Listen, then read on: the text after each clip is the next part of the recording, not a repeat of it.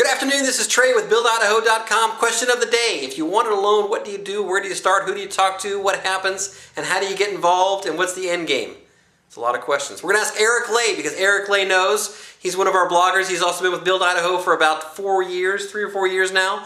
So Eric Leigh, let's get him involved and let's find out some information.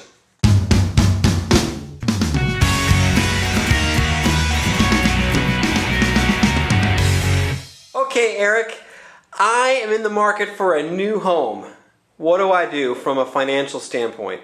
First thing is get pre-qualified. And what does pre-qualified mean? What does that do for me? Tell me what that means. Pre-qualified is just sitting down with a loan professional like me or someone else that can qualify you for the mortgage and talk about the financial situation. Not only looking at credit, which would be the next step in getting pre-approved, but just talking about your income. Where is that? Talking about your expenses and current debt obligations and what are those at, and just seeing if affordability is even there. Can you qualify in terms of debt serviceability to get a new mortgage? And when I get pre-qualified, do I walk away with a piece of paper that allows me to go buy a home, or what does that mean? Nope, and that's a good question. So pre-qualification just means sitting down with me. We take a look at your income, we take a look at your assets, and we take a look at your liabilities as they exist today, and then factor in what the costs on the new mortgage are going to be, taxes and insurance, and if there's a homeowner association as well. Factor all those expenses in, find out what your total debt would be, and then compare that to the income that's going to be used on the application.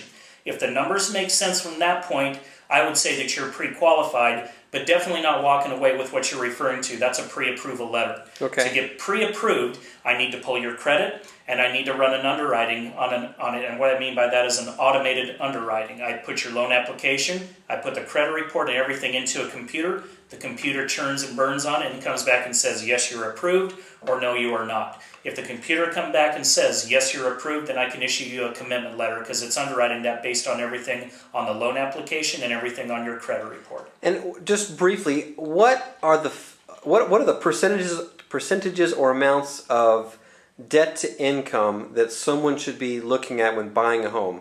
It really just depends on each borrower's situation.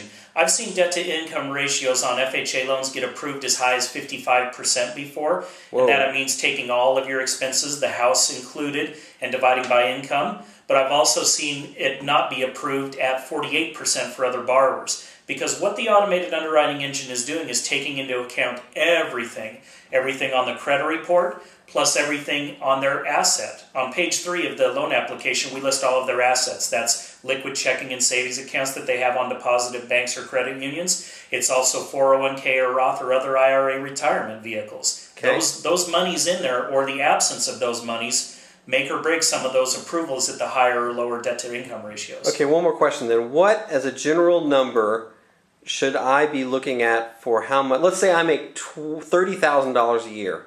How much home should I be looking at? Hard to calculate that number right now because we have to take into account the interest rate that you're going to pay. We have to take into account what the taxes are going to be there. Okay. I think an easier way to answer that is to use it as a percentage, a debt-to-income percentage. You. Yeah. So if you can calculate your gross income, and what I mean by that is not how much you take home each month, but how much you gross. So if you're making $15 an hour and you work 40 hours a week, then I want you to take 40 hours times $15 an hour and you'll get a weekly gross income, and times that by 52 because there's 52 weeks in a calendar year. That's your annual gross income, and you can divide that by 12 to get a monthly. On top of that, I want you to divide it into what are your gross monthly expenses. So taking existing obligations that you have, car loans, student loans, minimum payments on credit cards or department store cards, right. All of those, plus what you anticipate your future housing obligations to be. And if you take all of those expenses and divide by that gross monthly income, if the number is 45% or less, I feel pretty good that I have a chance to get you approved. Good. Again, I don't know that until I pull everything, right. But that's a fairly safe number. Wonderful. Thank you, Eric. Have a great day. We appreciate your time. Thanks, Trey.